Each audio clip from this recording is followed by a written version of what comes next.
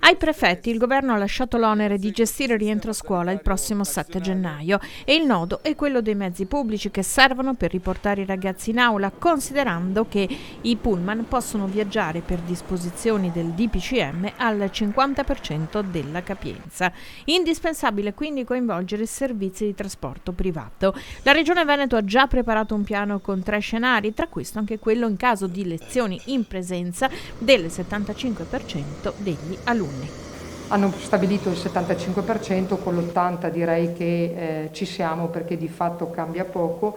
Sull'80% parliamo di 800 autobus che dovranno essere trovati sostanzialmente a livello regionale, 802, di cui 771 privati, 71 privati. Con le aziende di trasporto, nei confronti che abbiamo fatto, è emerso anche la necessità di ipotizzare l'assunzione di personale per il controllo anti-assembramento nelle stazioni o nelle fermate più critiche, e tutte le aziende di trasporto insieme hanno espresso la necessità di assumere 227 persone. Tenete presente che un piano di questa modalità costa oltre 31 milioni di euro per riportare i ragazzi a scuola.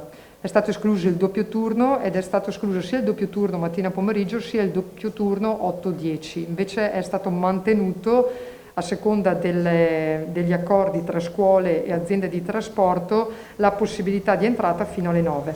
Il costo dell'operazione è a totale carico del Ministero. Considerando che questo piano sostanzialmente il DPCM ha previsto che lo facciano i prefetti, noi lo abbiamo già fatto, ma è un'incombenza che va sui prefetti ed emerge come imposizione dal DPCM, tutte le regioni, non solo il Veneto, danno per scontato che queste risorse arriveranno da Roma.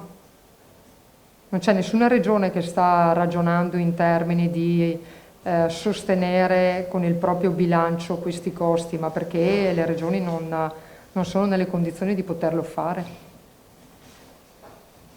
Abbiamo avuto delle rassicurazioni negli ultimi incontri che abbiamo fatto con il ministro De Micheli, che ha detto che nel 2021 saranno stanziate ulteriori risorse per i servizi aggiuntivi.